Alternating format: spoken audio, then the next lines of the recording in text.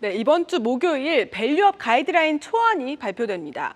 어떤 내용이 들어갈지 예상안을 좀 살펴보면요. 밸류업을 위해 노력한 기업의 법인세를 깎아준다든지 또 배당 소득에 대해서 분리과세를 통해서 과도한 세금 부과를 막는다든지 하는 내용 외에도요.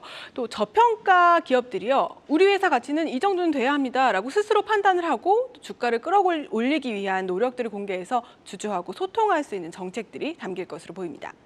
이에 화답하듯이 4대 금융지주가 1분기 실적을 발표하면서 밸류업 관련된 정책들을 쏟아냈습니다.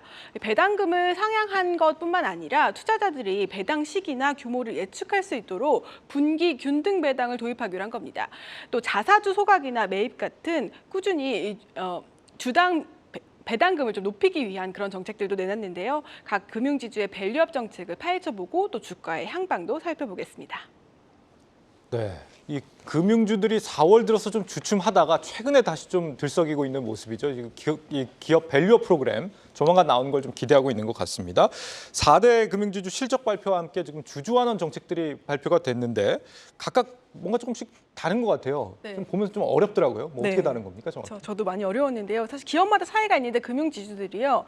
분기 배당을 한 게 본격적으로 한 거는 사실 지난해부터입니다. 네. 그런데 이번에 KB금융이 배당 총액 기준 분기 균등 배당을 한다고 해서 주목이 되는 건데요. 만약에 이 총액을 정해놓지 않으면요. 회사의 상황에 따라서 조금 덜 줄 수도 있고 더 줄 수도 있습니다. 그런데 KB가 연간 배당 금액을 정해놨기 때문에 발표한 대로 이제 시행을 해야겠죠. 연간 1조 2천억 원 그리고 분기에 3천억 원을 배당하겠다라고 밝힌 겁니다. 배당 총액이 정해져 있으니까 KB금융 주주들은 내가 분기에 얼마나 받게 될지 예측이 가능하고 또 연간 수익률도 예측할 수 있어서 KB금융을 계속 들고 있어서 수익이 괜찮다 하면 계속 들고 있는 거고 아니면 또 다른 대안을 찾을 수 있게 되는 겁니다. 그리고 지금 금융제주들이 발표한 주당 배당금 살펴보면요. KB가 784원으로 가장 높고 우리금융이 180원으로 좀 낮은 편인데요. 이걸 그 배당 수익률로 나눠보면은 4에서 5% 정도로 좀 비슷한 수준이라고 할 수 있겠습니다. 근데 이번에 밸류업 프로그램 일환으로 금융지주들이 사실 앞으로 자사주 매입이나 소각을 계속 할 거라고 밝혔기 때문에 그렇게 되면은 주당 배당금이 계속 올라가는 상황입니다.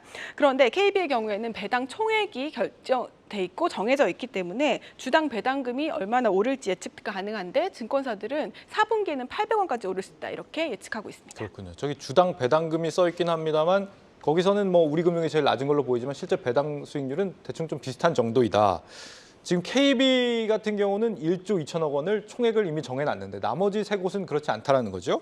이게 어떤 의미가 있을까요? 총액을 정하지 않았다는 것. 네. 사실 배당 총액을 정한 것이 좋을 수도 있고 나쁠 수도 있습니다. 만약에 장사를 잘해서 4분기까지 계산을 해봤는데 좀 수익이 좋았다 하면 배당을 더 줄 수도 있는데요. 이렇게 정해놓으면 사실 그 정한 만큼만 주면 되거든요.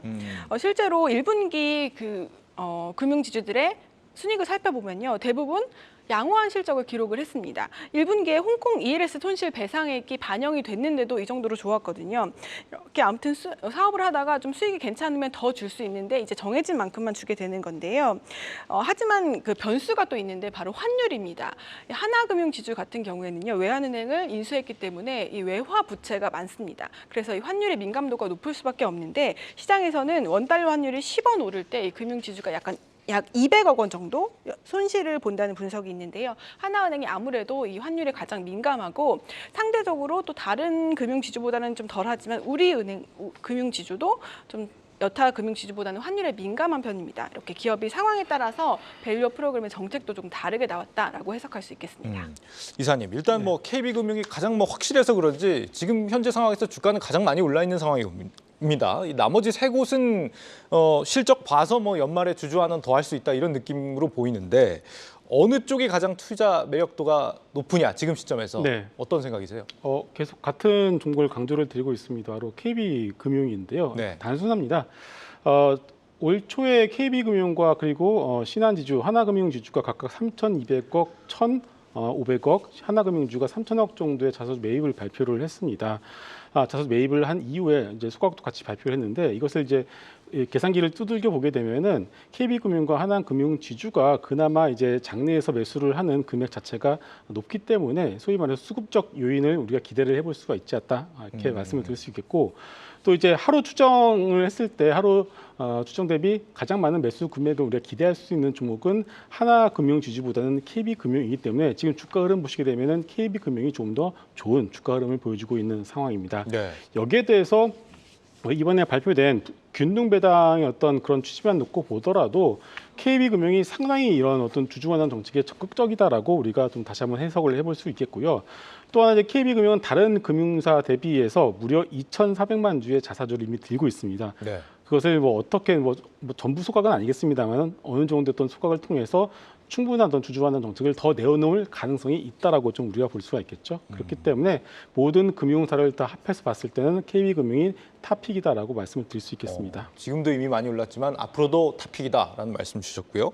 지금 모두가 가장 주목하고 있는 건 역시 오는 2일에 발표되는 것 같습니다. 이 기업 밸류업 프로그램 가이드라인이 나오게 될 텐데 그 전후에서 이 밸류업 관련주들의 움직임을 우리가 좀 어떻게 예상을 해볼 수 있을까요? 네, 이미 지금 그런 기대감을 통해서 많이 올라가고 있는 상황이죠. 네. 실질적으로 이제 어떤 뭐 내용은 나와봐야지 알겠습니다만 발표가 된 이후에는 좀 개인적인 생각으로는 기관 중심으로 해서 단기 세로는 분명히 나올 수 있다라고 생각을 합니다. 그런데 결국 이 PBR 종목들을 밀어올린 주요 수급 주체는 외국인들 아니겠습니까? 외국인들은 단순히 뭐 가이던스가 나왔다고 해서 그것을 당장 팔 거라고도 보고는 있지 않고 있습니다. 예. 길게 가져갈 가능성이 크기 때문에 결국 외국인의 스탠스가 변하지 않는다라면 이번 정책 발표에 의해 주가가 밀린다라면 그동안 없으신 분들의 경우에는 굳이 오늘같이 올라가는 날 굳이 따라 붙지 마시고 5월 2일 이후에 시장의 스탠스를 보시고서 조정이 나온다라면 그때 매수의 관점으로 접근해 보시면 좋을 것 같습니다. 네, 좋은 팁을 주셨습니다. 지 기자 어떻게 좀 결론을 내려볼까요 오늘? 네, 글로벌 금융회사들의 경우에는요, 주주 환율이 50%로 높거든요. 근데 국내 기업의 경우에는 이번에 나온 정책들을 다 합한다고 하더라도 사실 40%를 넘지를 못합니다. 앞으로 이 밸류 프로그램이 잘 진행됐으면 하는 마음으로 그래서 오늘의 주제는 지켜보고 있다로 정리하겠습니다. 네, 짧은데 강렬하네요. 지켜보고 있다. 금감원 금융당국의 밸류 프로그램도 지켜보고 있고 은행들도 지켜보겠습니다. 다음. 계속해서 다양한 경제 이슈를 알고 싶다면 구독과 좋아요, 알림 설정 부탁드립니다. AI 캐스터 권미정이었습니다.